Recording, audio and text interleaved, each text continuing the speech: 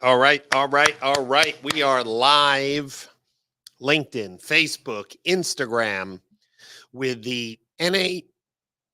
Wow, I think I lost my voice a little at NADA. With the NADA 2024 wrap up. Those of you who couldn't make the show or those of you who made the show, feel free to add any comments on some of the conversations you had with dealers or vendors at the show. Let me get right at it. Two halls, North Hall, West Hall.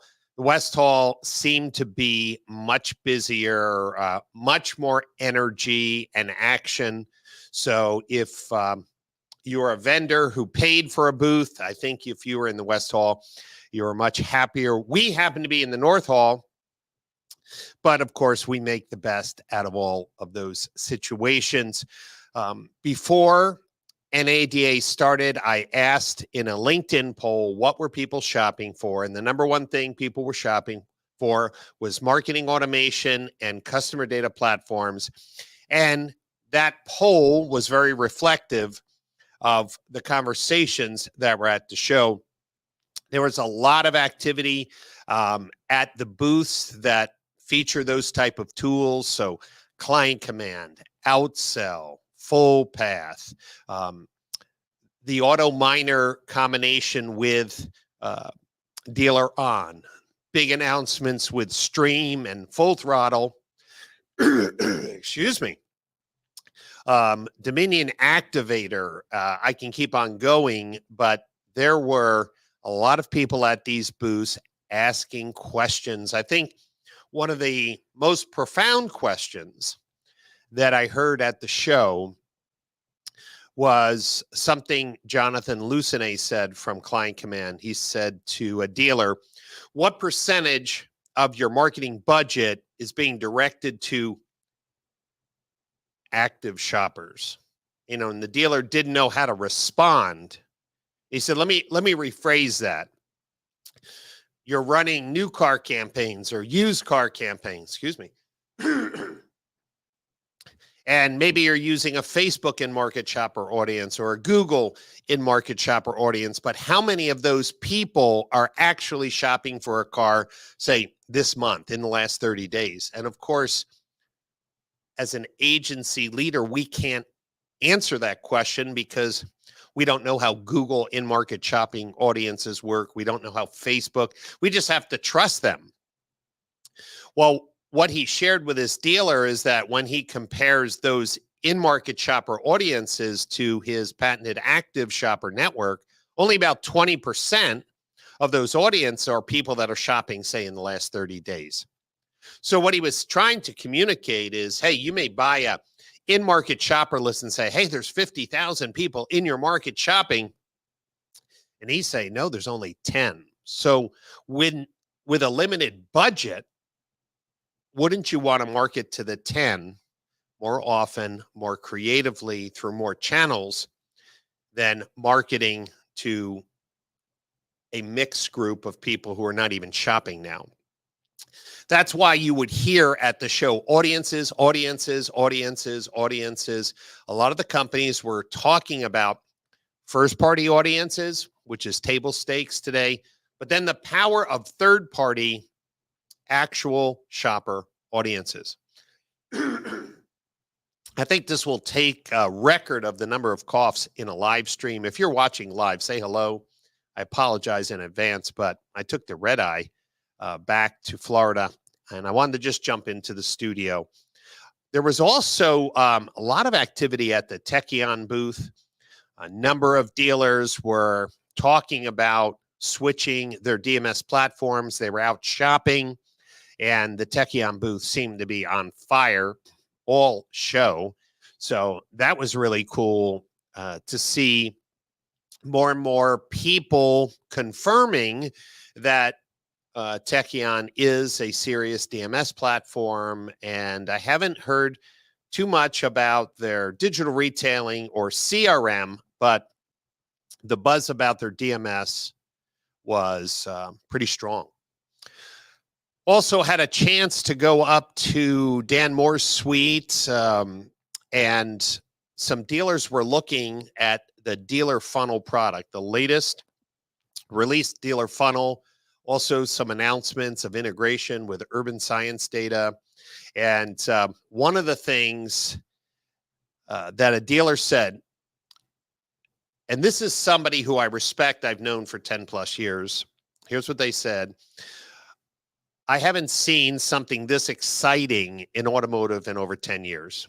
So I was very excited for Dan Moore, excuse me, and the team at Dealer Funnel to see what they've built, especially when dealers give such high praise that this was the best thing that they've seen in over 10 years. So congrats to that team. Ryan Essler, hello. Tim, it's good to see you. Let me tell you what else was really exciting. Sat down with the team from MarchX, and we've been talking about the Automotive Standards Council, the ASE specs. And tell you the truth, if everyone was honest, the website companies have done a good job of supporting the spec, the chat companies, even most of the digital retailing companies, but the call tracking companies just haven't been persistent in getting their configuration set up. And you can finger point all you want and say, well, the dealer isn't helping, or the dealer doesn't want to pay for DNI, but without phone call conversions in GA4, dealers are wasting thousands of dollars in Google ad spend, because the phone is the #1 conversion channel for Google ad spend. And if you don't record that conversion event, you can't optimize Google ads. But one of the problems was that even though some of the vendors have supported the ASE standard, they were having a problem supporting multiple measurement IDs. For example, on a specific dealer website, there may be 3 measurement IDs, 3 different GA4 accounts. And the ASE spec requires vendors to read the data layer, see how many accounts are connected to that website, and send events to all 2 or 3, or even 4 GA4 accounts. I was really excited to see the MarchX team announce at the show that they are ready with turnkey GA4 call conversion tracking and automatic support of multiple measurement IDs. I thought that was really cool. Now, our friends at Car Wars and Call Review and Invoca all have said that they are supporting the ASE spec. I just haven't seen any of the call tracking companies support multiple measurement IDs without any manual rigmarole. And I will stand corrected if somebody in the call tracking sphere, Total CX, another great platform. But I have asked all of the call tracking companies to please reach out to me and tell me when it's done. I want to see it, inspect it. So I've asked the MarchX team to submit their solution for testing. We have started product testing for the Automotive Standard Council specification.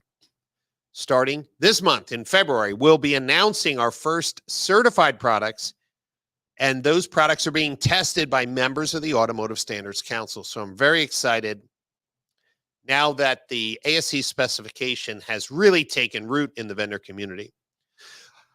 So congrats to the team at MarchX for their work to fully support the ASE specification.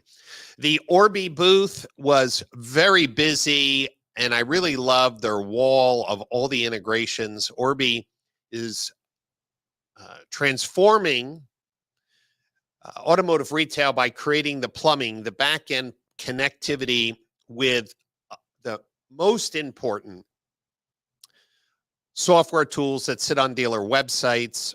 And, you know, people talk about, oh, we integrate with hundreds of products. But when you look at that list, the truth is, yeah, it's like Trade Desk and Salesforce Marketing Cloud and you know, whatever. But you say, hey, you have API connectivity with these CRMs. You have API connectivity with these identity resolutions. You have API connectivity with up. And they're like, well, we're working on that. Well, the cool thing about Orbi is they announced, I think, 8 or 10 different new integrations. So dealers who are looking to have an identity resolution layer across different vendor platforms and maybe don't have the internal IT staff or team to pull all those things together, well, make sure you check out all of the new data integrations with Orbi. Ryan, you're partnering with Call Review. Great. I stopped by their booth. There's a lot of good things happening there. Yes. And let me tell you about Call Review.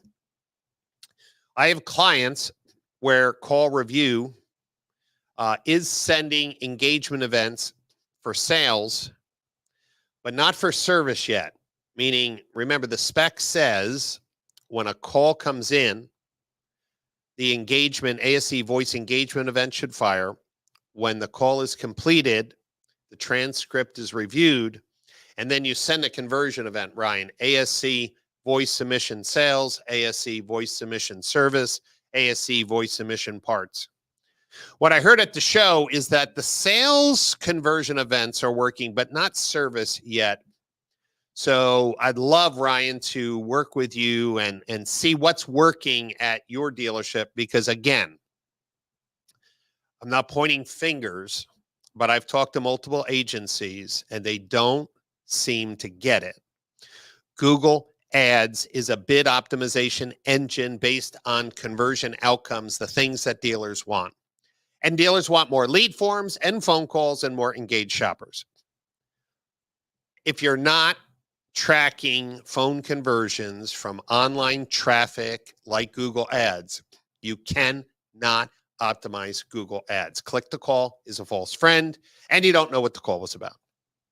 So there was a lot of talk about some of the new breakthroughs in call measurement and call analytics, but the call tracking industry, the call recording industry, is still a little behind in showing pure leadership in convincing, educating dealers that every click, hover, swipe, and call should be recorded in GA4 so their Google Ads campaigns can be optimized.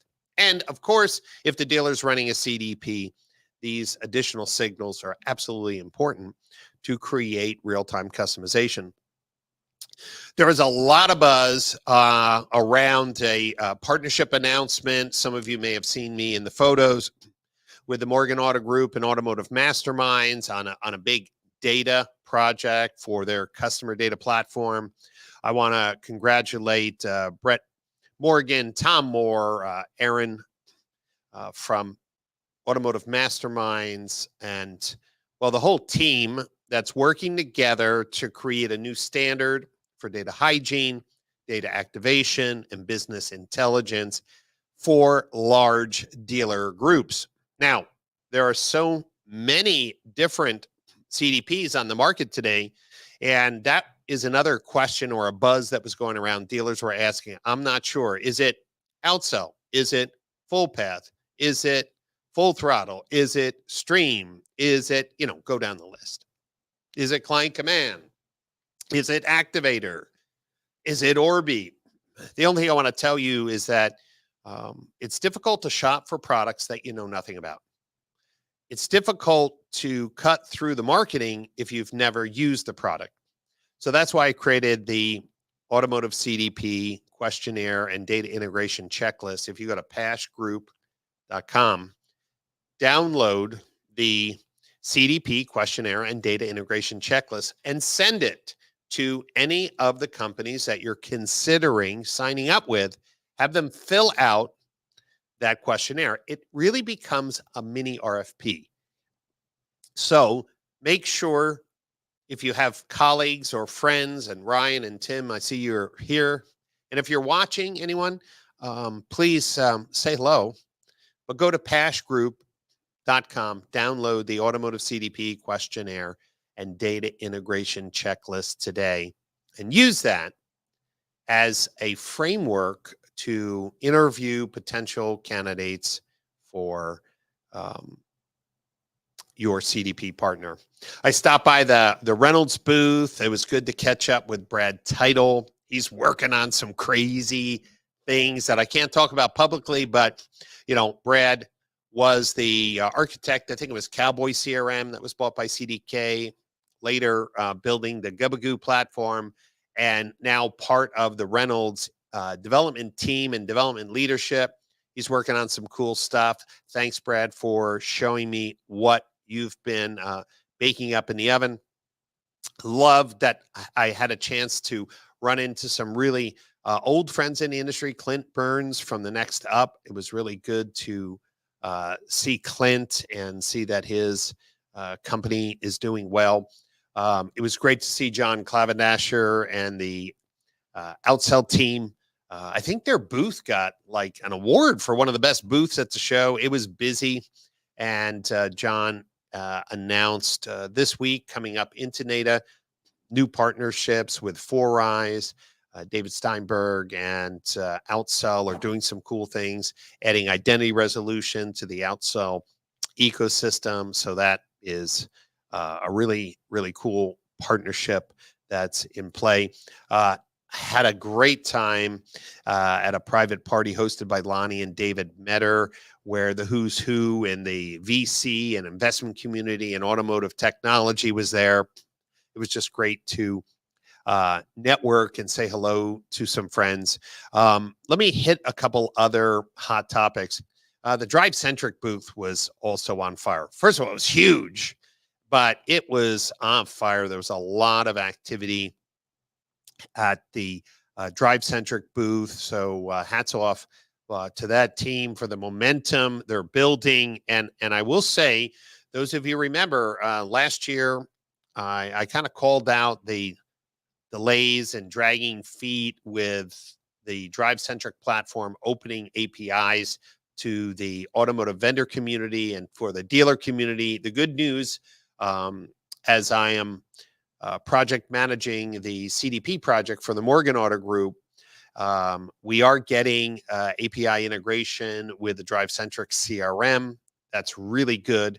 And so I would say by the end of Q1, we should really have a good prototype that I believe the industry could benefit from, especially dealers who are thinking about, how do I integrate Drive-Centric CRM with my CDP? How does the CDP update the CRM? How does the CRM send daily activity changes and statuses back to the CDP? So I'm really excited that the Drive-Centric team is working to complete that integration with Telium's CDP platform. So a lot of exciting things.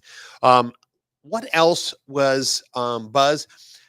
Well, I tell you, there was some really good discussions at the Dealer eProcess booth with their connected retail platform, the partnership with Client Command Audiences driving first visit personalization. I thought that was very interesting, that instead of just identity resolution on the dealer's website, of course, a lot of people claim to do that, but how about when an active shopper comes to the dealer's website for the first time, how about passing what they were doing online on other competitor sites or on online marketplaces to make that first impression on the website memorable? So I thought that was really cool, meaning there's this underlying buzz in some of the conversations I had of how identity resolution and audience data is driving website personalization, customized offers, truly different experiences. In the past, we've heard about personalization, and it was like, well, the banner rotator changed to a truck if they were on autotrader.com shopping for a truck. And it's hard to measure what the impact of that is. But if you know what they're shopping for, and you could really transform the website, the offers that pop up, the search tools, pre-check certain features, that's measurable and really cool. It's almost like when we go to the homepage of Amazon, they're recommending products, maybe creepy because Alexa's been listening to your conversations. That's another whole conversation. But website personalization using First party and third party audiences was another theme at the show. Um, you may be saying, Brian, you didn't mention AI. And let me close on this. AI absolutely was the biggest phrase at the show. If I heard AI one more time, I think I would have ran out and got a shot of tequila. The AI buzz is everywhere. Everyone's talking about it, whether it exists or not, whether it's in its infancy or not. People are training their large language models, they're training their machine learning, they're trying to add additional guardrails. One of the cool things that I talked to Todd Hauser about is they're using AI inside their AI, meaning he was demonstrating that a marketing agency could say to the Full Throttle AI, give me a list of truck shoppers who's been on the dealer's website in the last 60 days who were looking at Silverados, and asking the question, and the audience gets built, and then you could use it in Facebook or Google. I thought that was pretty cool. The AI inside the AI. Hats off to the Stream team, Full Throttle team, of thinking about not just using AI to track all the customer engagements and even recommend offers, but actually to help marketing agency folks be more effective with what they're doing in the agency tasks. Impel's booth was on fire. Trade Pending's booth was on fire with all the new AI technology and insights that they're working on. Also, some really cool undercover projects that were, well, really cool to see. AI definitely took the cake. Everyone was talking about it. But when I talk to dealers, most of them say, Brian, I don't really know how I'm going to benefit from that right now. Now, of course, we saw how that benefits on how like an Impel would use AI to save communication costs and lifting some of the follow up. We saw the same for Dealer Funnel. When dealers see that, they say that's really cool. But when people talk about AI in everything, sometimes they're scratching their head and saying, well, I'm not really sure how to monetize that or how that's going to impact my bottom line. But we're in our infancy. So here's my summary. I thought the show was quite busy. The West Hall was better than the North Hall. There were tremendous buzz at the top, most popular, everything AI. After that, first party data management, data audiences, identity resolution. I think under that were people shopping for some better tools, DMS or CRM tools. And then, of course, tactically, I saw a lot of new startups in the EV space, battery management space, AI space. So I think I saw at least 20 really small booths of companies, and their whole thing was they're working on some AI, whether it was AI in marketing and AI in lead follow-up, AI in sales process, AI in merchandising. I mean, it was pretty overwhelming. The good news is that this June, and you'll see the digital marketing strategies, there it is, digital marketing strategies logo. Dealers who are trying to understand, is AI really a breakthrough? We're going to have some very active discussions on the best digital marketing strategies for 2024 and 2025. If your dealership is saying, we got to be able to optimize our marketing, we got to do more with our marketing dollars. How can I leverage AI? How can I leverage marketing automation? How can I leverage CDPs? If those are some of the questions you have, you got to get registered for the DMSC conference June 2nd, 3rd, and 4th in Austin. But there's a new caveat. We decided to add some mentoring and coaching programs for this conference. They start in March with an online workshop and Q&A. April, same. May, And then finally at DMSC, a 2-hour workshop. I'll be doing CDPs and first-party data management. Glenn will be talking about modern sales process. Sarah Ciciola is going to be talking about social media, paid advertising. We're going to have another expert talk about the latest in Google Ads advertising. Again, it's not just go to a conference and try to learn everything, but how about starting in March, then April, then May, get some online beginner, intermediate, advanced, and then go to the show and really walk away with the new skills you need to sell more cars in the digital age. We're also going to have some power user labs from some of the members of the vendor community. Again, March, April, May, come into the conference, 2-hour power user session. Looking forward to that.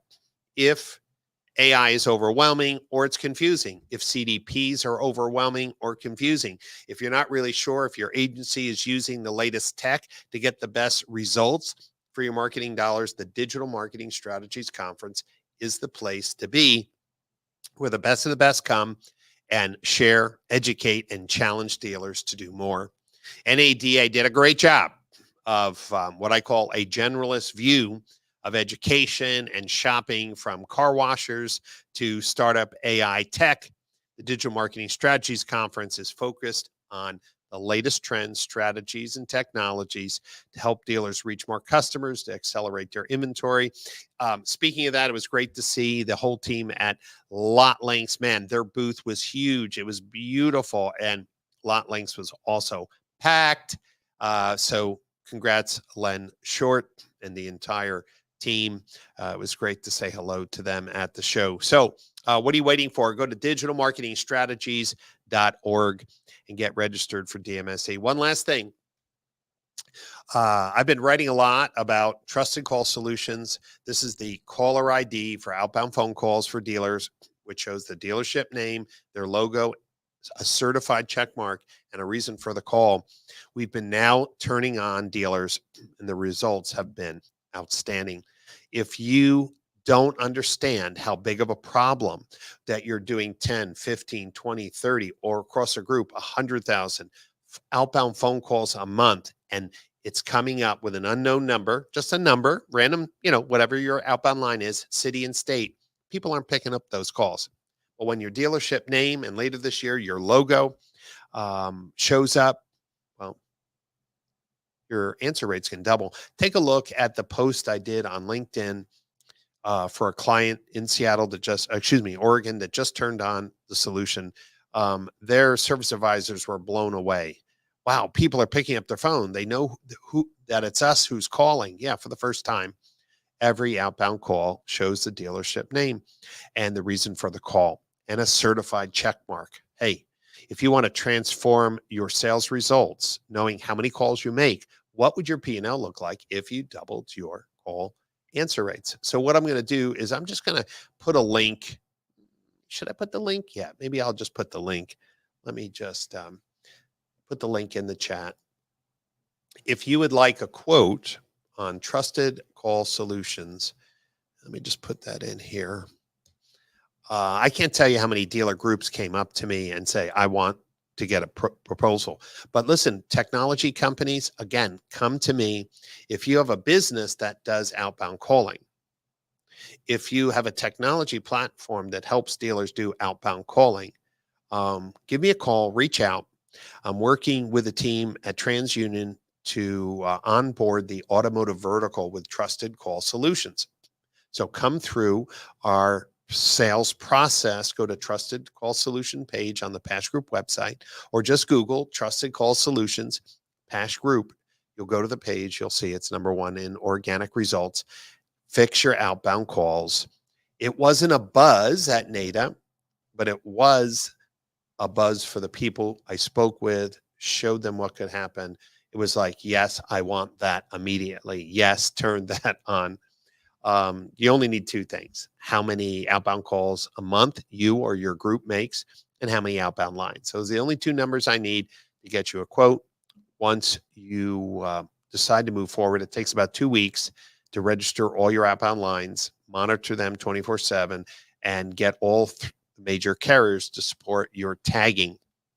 When you see what your outbound calls look like, well, it's day and night difference on what happens when your sales or BDC teams make outbound calls. That's all for my NADA wrap up. Looking forward to any questions that you may have. Just shoot me an email, brian@brianpash.com. It was great to see, I don't know, hundreds of friends at the show, and looking forward to a strong 2024.